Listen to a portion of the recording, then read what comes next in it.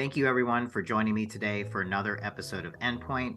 Today, I'm very happy to have our very own Ron Wastal, SVP of Channel Alliances and Business Development Worldwide with Jitterbit. And today we're going to kind of go over some of the trends that we're seeing with Omnichannel, kind of pivoting off that last Omnichannel webinar that we did. I will drop a link to that in the comments section and the description so you can view that as well. Ron, thanks for joining us today.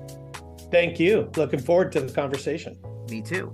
So let's get started. How has a customer-centric strategy influenced how we define omnichannel? Yeah, it's kind of interesting. I think about customer-centric strategy, which is, by the way, not easy to say real fast, but No. A customer-centric strategy, it really has a significant impact on how we define omnichannel, because I think previously omnichannel was primarily viewed as a way to provide seamless, consistent experiences across our channels. So it was kind of the view of the seller out, right, to the customer on different channels. But I think what's shifting towards a more customer-centric approach of thinking about omnichannel really is around evolving the thinking to meeting the customer's needs and preferences on what they want to do, as opposed to how we want to execute the channels. And I think what's driving that is really not only creating a seamless experience, but really interacting with the brand on their terms. You know, for example, I think about some of us like to try things on maybe in a store, but then choose to buy online by comparing prices and things like that. Whereas other of us might actually prefer to do research online, but then go to the store to actually purchase the particular item. So I think the idea is that it really doesn't matter which way the customer wants. The idea is to serve them in a way that drives, engaging experiences, brand loyalty, and customer satisfaction. Exactly. I think you hit the nail on the head with that. And as businesses are pivoting, going from digital to in-store and in-store to digital, all these new channels that they may have not thought of are creeping up. Right, and omnichannel now puts the customer in the center of that strategy, right? Yeah. How do we serve that particular customer with personalization and an experience according to what they want, not necessarily how we want to operate in each channel, right? Exactly. Well, great. Let's move on to our next question. So being proactive rather than reactive is key when it comes to engaging with customers. So how does integration technology play into this strategy? Yeah, I think what's key to integration technology is to really make sure that we're getting to the right variation of systems and data sources so we can get a holistic view of the customer and really start to anticipate their needs and engage proactively rather than just reactively to that relationship over time. I think what that means is, for example, integrating that customer data from your CRM systems, your ERP systems, your e-commerce systems, social media, web analytics, to gain the insight in the full customer behavior.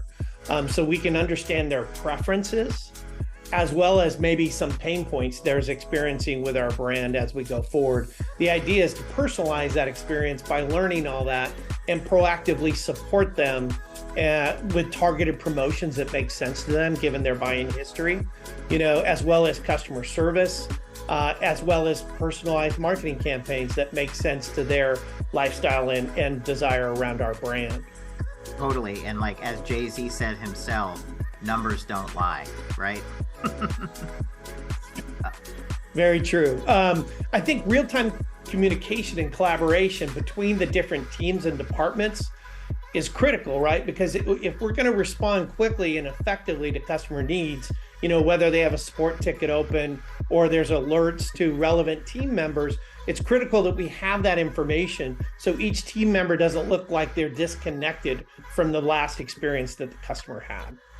Exactly. Well, great. So let's move on to our final question. Why is prioritization important when it comes to adopting an omnichannel strategy? Yeah, that's a good one. And, when you think about it, all of us are dealing with limited resources, right? Time, budget, personnel. And so I think the key is to have the highest impact and allocate those resources most effectively to achieve the fastest result. So by really thinking through different channels have different impacts, which ones make sense? Not all channels are really equal on how we need to go to market. And so by thinking through, is the mobile app more important than, let's say, social media right now in our strategy? What is the most pressing needs our customers seem to have out there today? Where do we focus first, second, third? It really, an incremental approach to omnichannel is kind of important because it's a complex process, right? And if you're trying to implement too many things at once, it can be overwhelming and you can get suboptimal results sometimes if you're not careful about it.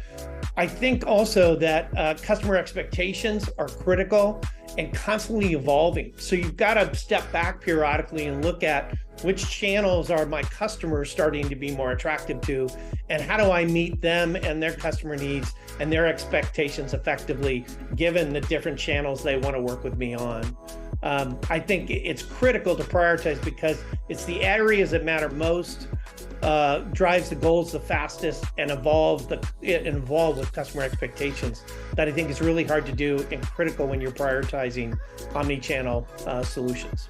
Yeah, and I think like the use cases, while they may be a broad stroke, when you start getting down into the nuances of different brands and their customers, it's all going to be different. But having that strategy in place at least is a good, starting point, a building block for it. And a framework to help you figure out as you roll out things, how you evolve it, depending on how you're seeing the numbers evolve in your omni-channel strategy. Exactly. Couldn't have said it better myself. Ron Wastal, thank you so much for being with us today. And thank you so much for watching our latest episode of Endpoint. We'll be back with you very soon with more episodes. Don't forget to follow our social channels. I'll leave the webinar link that some of these ideas pivoted off of in the comments and descriptions box. And with that, have a great night, great morning, and an even better afternoon. Talk to you later. Bye-bye.